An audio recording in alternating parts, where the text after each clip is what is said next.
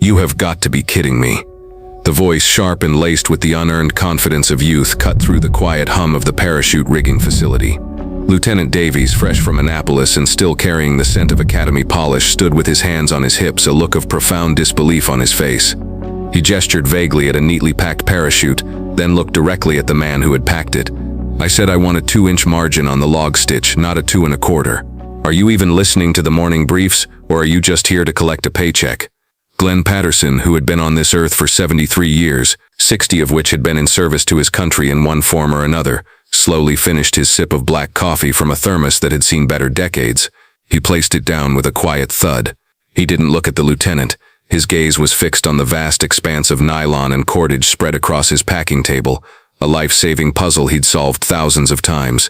His hands, gnarled with age but still possessing a surgeon's steadiness, rested on the table. He remained silent, a rock in the stream of the young officer's tirade. The other riggers, a mix of civilian contractors and junior enlisted sailors, pretended to be busy, the sudden tension in the room as thick as the coastal humidity. Davies took the silence as defiance. "I'm talking to you, old man. This is a SEAL team. We demand perfection. A 1/4 inch could be the difference between a clean insertion and a catastrophic failure. Do you understand the stakes here?" His voice rose, each word a small shove, an attempt to provoke a reaction from the quiet figure before him. The young lieutenant's face was turning a shade of crimson that clashed with his crisp white uniform. The silence from Glenn Patterson seemed to fuel his frustration, twisting it into a more personal, more venomous attack. He stepped closer, invading Glenn's personal space, his voice dropping to a conspiratorial, demeaning tone that was somehow louder than his previous shouting. "Look at you, you're ancient. How did you even get this contract? Did you wander in off the street? This isn't a retirement home. This is the bleeding edge of naval special warfare. The men who use this equipment are warriors, the best of the best. They deserve to have their gear packed by professionals who can still see straight, not by some relic who should be in a rocking chair." A few of the younger sailors shuffled their feet uncomfortably. They knew the lieutenant was out of line, but he was still an officer, and they were at the bottom of the long, unforgiving chain of command. The older contractors, men who had known Glenn for years, exchanged dark looks, their hands tightening on their rigging tools. They'd seen this before. New officers, full of theoretical knowledge from the academy but with zero practical experience, would often mistake Glenn's quiet demeanor for incompetence. They saw an old man, slow and methodical, and failed to see the lifetime of experience that guided his every move. Davies wasn't finished. He picked up Glenn's logbook, flipping through the pages with a dismissive flick of his thumb. Each entry was a model of precision, written in a neat block script that hadn't changed in 50 years. "I'm going to be reviewing all your recent packs," Davies announced to the room, as if he were a detective who had just cracked a major case. "Every single one. Starting now. If I find so much as a single thread out of place, I'll have your contract terminated and your access to this base revoked, permanently." He tossed the logbook back onto the table, where it slid across the polished surface and knocked over Glenn's old thermos. Hot, black coffee pooled across the table, creeping towards the pristine orange parachute canopy. Before the liquid could touch the fabric, Glenn's hand shot out with a speed that defied his age. He snatched the thermos, his movements economical and precise. Not a single drop touched the chute. He calmly took a rag from his pocket and began wiping up the spill, his expression unreadable. This infuriating calm was the final straw for Lieutenant Davies. He was losing control of the situation, and he knew it. He was trying to assert his authority, but the old man's placid refusal to be baited was making him look foolish. He needed to escalate, to find a weakness, to prove he was in charge. His eyes scanned Glenn, looking for any flaw to latch onto, and then he saw it. A faded patch of ink, barely visible above the collar of Glenn's work shirt. "What is that?" Davies sneered, pointing a finger at Glenn's neck. "Some kind of jailhouse tattoo. You get that on a drunken Liberty call back in the Stone Age?" He laughed, a short, ugly bark. "Let me guess, an anchor? A pin-up girl? Something to remember a cheap port and a bad decision?" The lieutenant leaned in closer, a cruel smirk spreading across his face as he tried to get a better look. That tattoo. Glenn hadn't consciously thought about it in years, but the officer's venomous words brought the memory of the needle crashing back. It wasn't a needle in a sterile modern parlor. It was a makeshift rig, a guitar string attached to a small motor, powered by a stolen battery. The ink was a mixture of pen ink and ash, sterilized with a splash of cheap whiskey. He wasn't in a port. He was in the cramped, suffocating confines of a submarine's torpedo room, deep beneath the cold black waters of the North Atlantic.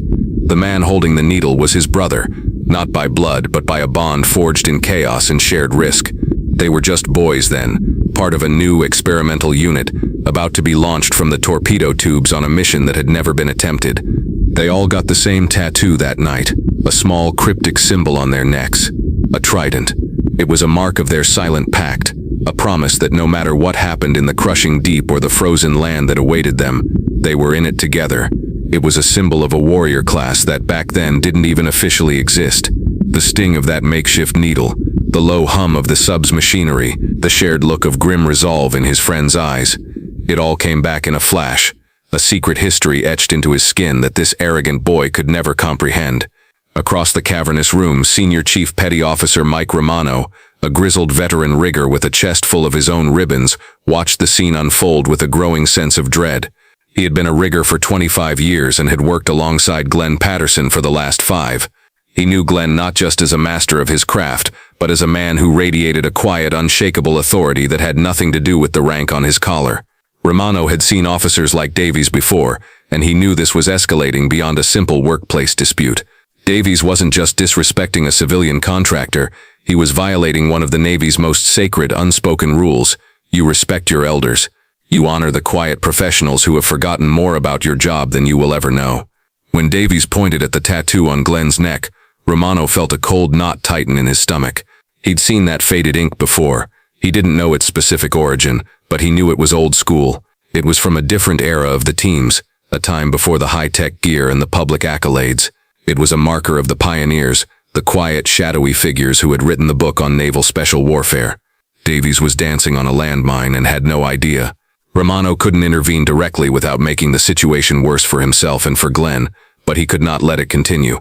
This was an offense not just against a good man, but against the very ethos of the community.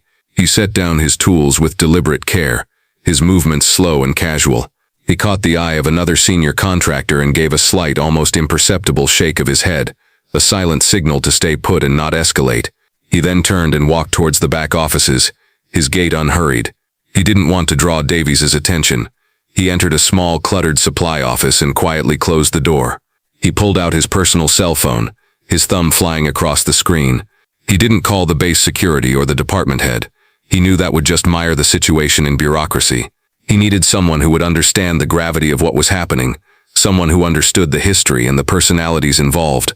He scrolled through his contacts until he found the one he was looking for, the direct line to the office of the base commander, Captain Reynolds. He hesitated for only a second before pressing the call button. The commander's aide, a sharp young ensign, answered on the second ring.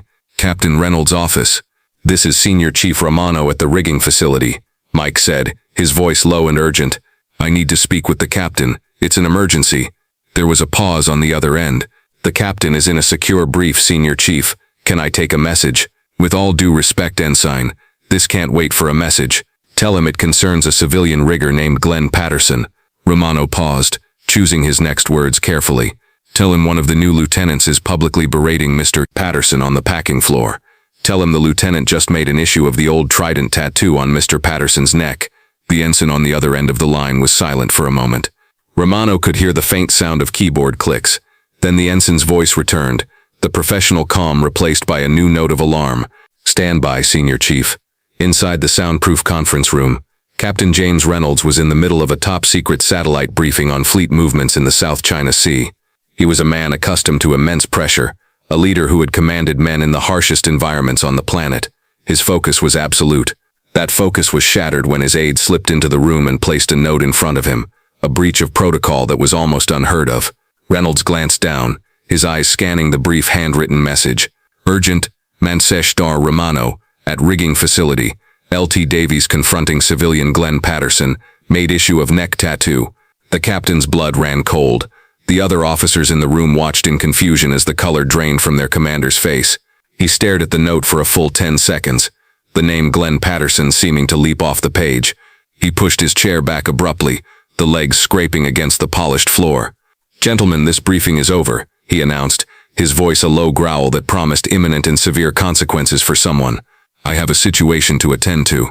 He was on his feet and moving towards the door before his subordinates could even process the dismissal. He burst out of the conference room, his aide nearly having to run to keep up.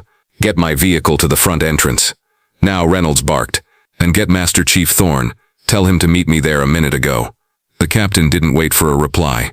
He was already striding down the hallway, his mind racing. Glenn Patterson. Of all the people on his base, he was perhaps the one man who deserved nothing but the utmost respect. The one man whose quiet presence was a living link to the very origins of the Brotherhood. Reynolds now led, and some wet behind-the-ears lieutenant was harassing him. On his watch. It was unthinkable. It was a sacrilege. Back on the rigging floor, Lieutenant Davies was basking in what he perceived as his victory.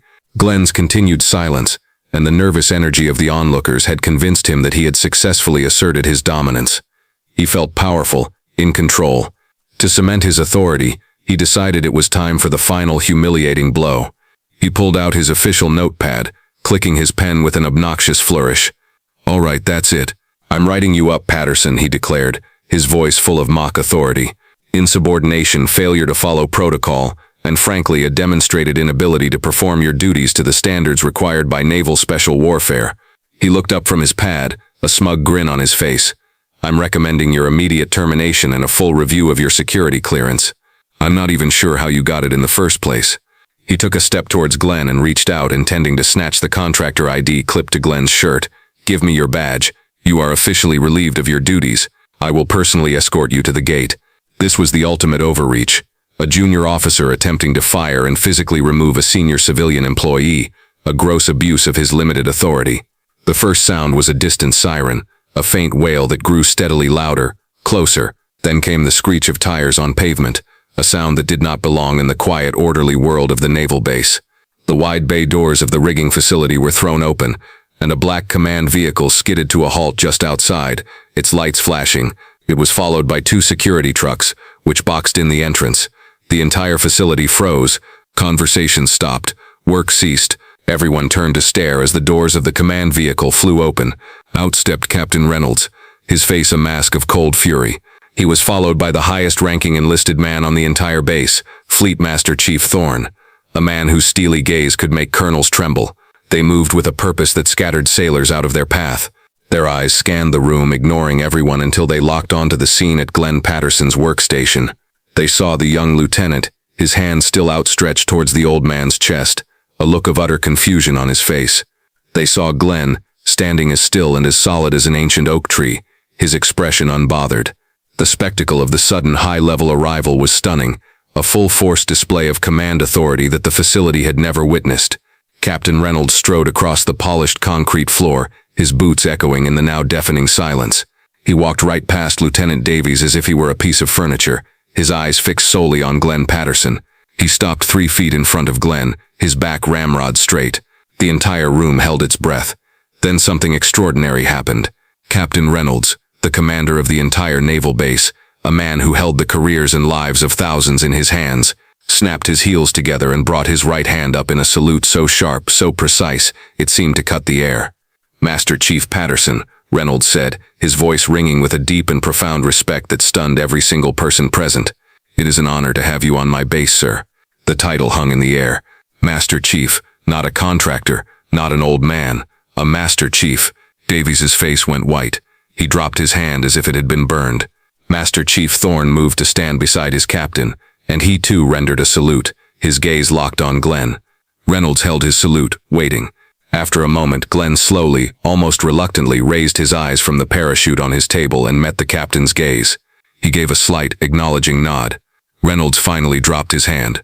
He turned to face the assembled crowd of riggers and sailors, his eyes blazing. "For those of you who do not know," the captain began, his voice a low, controlled roar. "This man, Mr. Glenn Patterson, is not just a parachute rigger. This is Master Chief Petty Officer Glenn Patterson, retired. He was one of the founding members of the United States Naval Special Warfare Development Group. You call it SEAL Team 6. A collective gasp went through the room. The name was legendary, a unit spoken of only in hushed, reverent tones. Davies looked like he was going to be physically ill. Reynolds continued, his voice like rolling thunder, reciting a history that had been sealed in classified documents for decades. Master Chief Patterson served 30 years in the teams. He was a pioneer of high-altitude, low-opening parachute techniques, the very techniques you all use today. He conducted operations in every hellhole this world has to offer, long before any of you were born. He is the recipient of the Navy Cross for his actions during Operation Eagle Claw. He has 2 silver stars and 5 bronze stars for valor. The tattoo on his neck that was so casually mocked today is a plank owner's trident, a mark given only to the original members of DevGRU, a band of brothers who defined what it means to be a Tier 1 operator. He doesn't work here for the money. He works here because he made a promise to the men he lost that he would spend his life making sure that every single parachute that goes out that door is perfect. He has dedicated his life to protecting the men who follow in his footsteps. Reynolds paused, letting the weight of his words settle. He turned his head slowly, his gaze falling upon the trembling Lieutenant Davies. "This man," he said, his voice dropping to a deadly whisper, "is a living legend, and he is to be afforded the respect that he has earned 1,000 times over." The captain's gaze remained locked on Lieutenant Davies, a predator fixing its eyes on its prey. The young officer was visibly shaking, his face pale and slick with a cold sweat.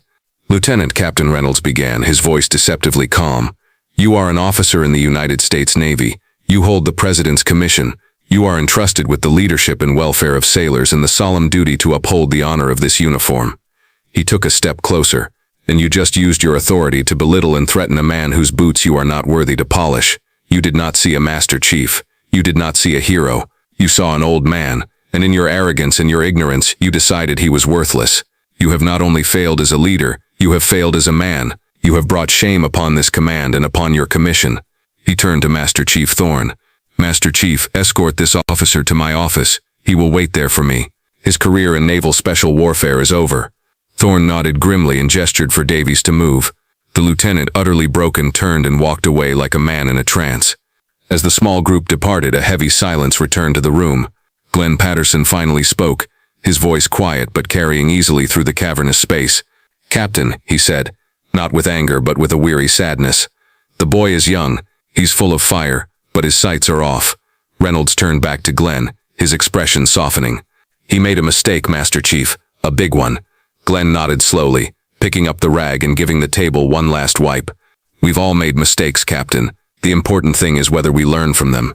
The strongest steel is forged in the hottest fire. Maybe this will be his fire. Teach him. Don't just break him."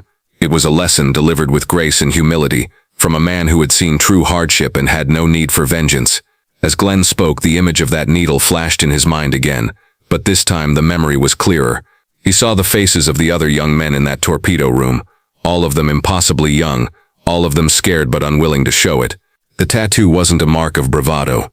It was a physical manifestation of a promise.